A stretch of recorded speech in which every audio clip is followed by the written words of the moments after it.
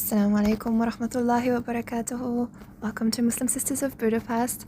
Last Sunday we had a Halaqa and it was about marriage and dating. It was very interesting. It was really nice to see everyone attend and discuss. This is going to be a short summary of what we spoke about, and actually we didn't even get into the best parts, but this was already so good. Number one, it's a very important tip. You need to know yourself first. Make sure that when you're finding your match, you are one of the pieces of that puzzle as well. So you need to understand, what are you matching to? Who are you? What are your needs? And if you've never asked that question before, then start asking those questions. There is a full file in the Halaqa drive, and this is all about questions, topics that you could ask and discuss before marriage. But if you don't know your own answers to them, it will be so hard to find someone. Like, you don't know who you're looking for, you don't even know who you are. So make sure that you get into that self-development, that tazkiyah, and find out more about you first. Don't jump into a relationship with somebody not knowing yourself very well, because you will be very surprised what you'll find at the end. And also, it's okay that we are constantly learning about ourselves. Just do your best. Make sure that you grow in this practice of having more and more self-awareness, so that it helps you down the road. This is one of the points that we mentioned. We spoke mainly about Rahma and Mawaddah because we have a Qur'an ayah that speaks about this. Sister Hadahir shared this. Aisha Dahir shared this. She said, of course, this is the translation first of Ar-Rum, Surah 30, ayah 21. And among his signs is that he created for you from yourself spouses, azwaj, that you may find tranquility in them, and he placed between you mawadda and rahma. So be careful, because all these words are placed intentionally. Zawj is actually a counterpart, not husband or wife. Sometimes that completes a function, like something that completes the function. A counterpart, like night and day, soul and body. Marriage in Islam is not about finding someone exciting, it's about finding someone who stabilizes your being. And Allah says that you may find sukoon, tranquility. It's not about thrills, it's not about butterflies, it's not about constant happiness, it's about rest. When your heart is always anxious in a relationship, something is missing, even if attraction exists. Then Allah mentions mawadda. Mawadda is not passion or obsession. Mawadda is chosen love, the kind of love that shows up after familiarity, after flaws are known, after reality settles in. Mawadda in love is love with intention. Then comes Rahma. Rahma is the most important one. Rahma is mercy when love feels tired, gentleness when attraction fades, patience when someone is weak, sick, or struggling. Romance cannot carry a marriage. Rahma does. Notice something powerful. Allah did not say place passion between you. Allah says, because Allah knows that passion rises and falls, and He says He placed intentional love, mawadda, and sustaining mercy, rahma. And this is how your marriage can survive. This is why many people feel confused. They chase intensity, but Allah designed tranquility. They chase excitement, but Allah promised sukoon. They think love is feeling, but Allah describes it as a system. Zawj means you are not meant to perform forever. You are not meant to rest with someone. And mawadda means love is something you maintain, not just feel. And rahma means when everything else weakens, mercy becomes the glue. Allah did not call marriage a feeling. He called it an ayah. This is what love is, and we missed it. Hub, love, is inward love. It's emotional, may exist silently, can fade with time and trials. I love you, but I'm not talking to you. Mawadda is affection, outward affection, behavioral and emotional, must be expressed or demonstrated, sustained through mercy, rahma, and intention. I love you, so I will serve you even when I'm upset. So this was one of our first talking points, and then we had a really lovely discussion, and thank you to one of our guests, an auntie who has a lot of experience being in a, mashallah, rahma-filled marriage. She gave us interesting tips and advice. Okay, and then the other point was we talked about kind of preparations that, like, things that you might notice in your life if you're being prepared for marriage. I will share these in the link, as a link below. And then we talked about how to choose your spouse. We have actually a translation from Ustad Felix Siau. He is an Indonesian Ustad, and he had so much to say. It was so amazing. The original YouTube link, inshallah, will be in the description, but the translation is as follows. The purpose of marriage: the foundation must not be wrong. It should be an act of worship to Allah. Serious trust means to build a small civilization called family. Choose a spouse who is most ready to carry that responsibility and not just makes you happy. The second point was religion. Religion remains the priority, understood functionally. So there's symbolic religiosity. Performs religious rituals consistently, actively attends religious gatherings, appears religious outwardly, yet they may lack emotional maturity, responsibility, leadership, and accountability. Then there might be functional religiosity.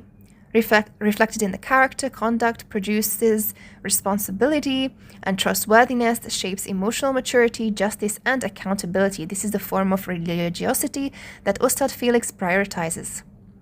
The third point was mental maturity, a minimum requirement for marriage. Mental maturity is not an additional virtue, but a basic requirement. A mentally mature person is emotionally stable, can make decisions, faces problems instead of avoiding them, takes responsibility for consequences, and does not constantly blame others. Without maturity, religious values are difficult to implement within the marriage. It's hard to implement the values because the maturity is lacking. The fourth point, the two choices dilemma explained. Imagine option 2, a man who is mentally mature but not yet strong in religion. This categorized as someone who is ready to carry responsibility, has a strong human foundation, can still be guided and nurtured religiously.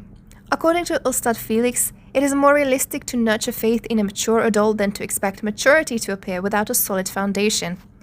Option 2, a man who is religiously committed but mentally immature.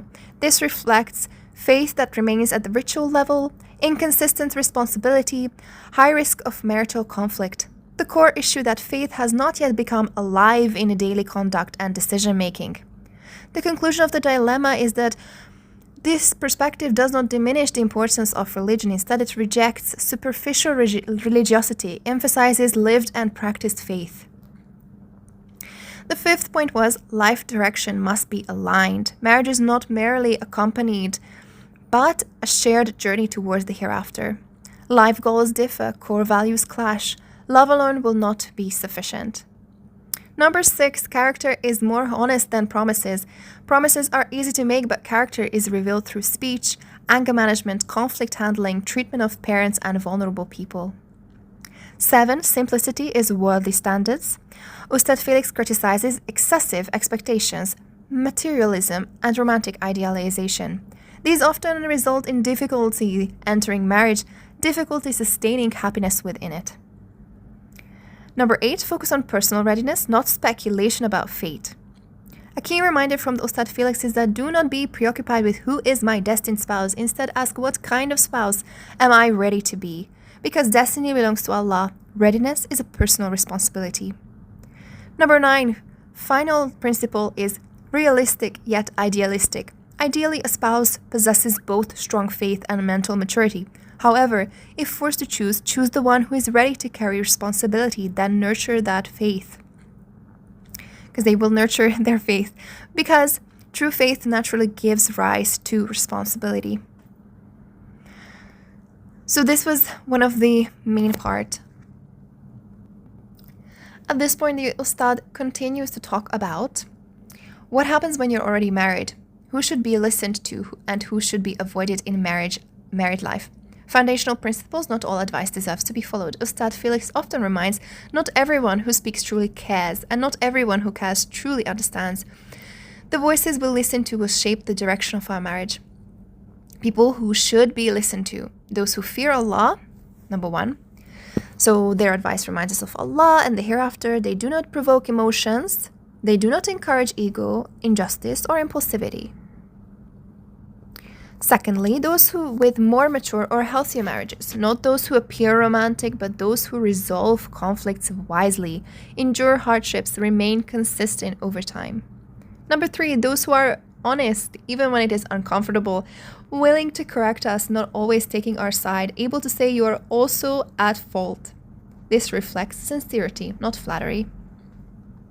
Number 4, those who understand both spouses fairly, just and balanced parents, mentors and teachers familiar with both parties. They do not rely on one-sided narratives. Number 3, people who should be avoided, those without marriage experience but excessive opinion. Never married or unstable in relationships, yet overly confident in giving marital advice. Those who always validate us without correction. These are common phrases like, you did nothing wrong, if I were you, I would do the same, etc., etc. This feeds ego rather than healing a marriage.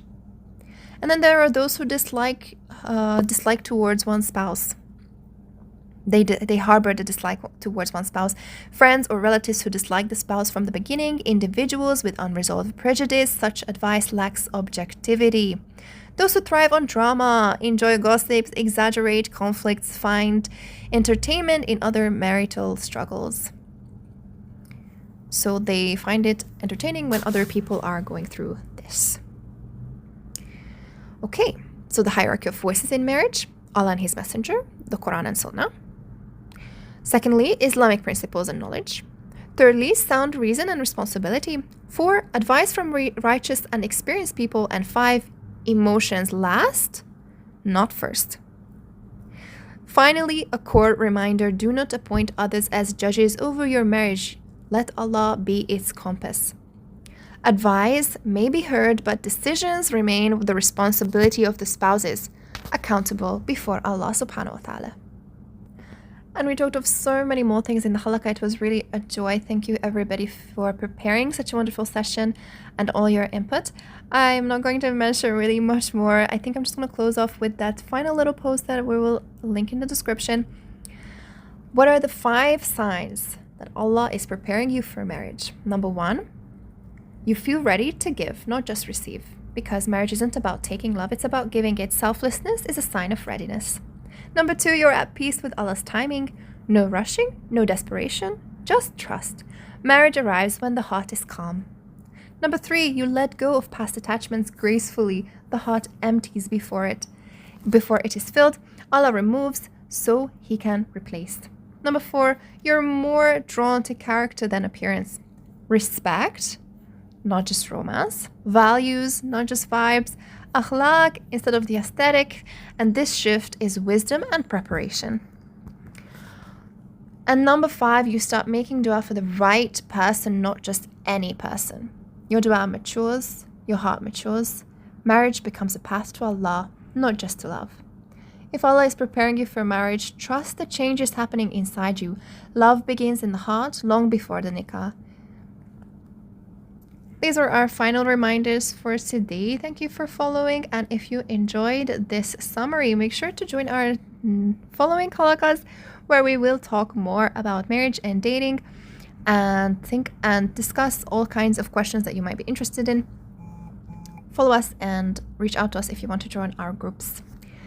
Jazakallah khair. Assalamu alaikum. Subhanallahi wa bihamdihi. Subhanakallahumma wa bihamdika. Ashhadu an la ilaha illa anta astaghfiruka wa atubu ilayk. Bismillahir rahmanir rahim. Wal asr. Innal insana fi khusr. Illa alladhina amanu wa amilus salihat wa tawasaw bil haqqi wa tawasaw bis sabr.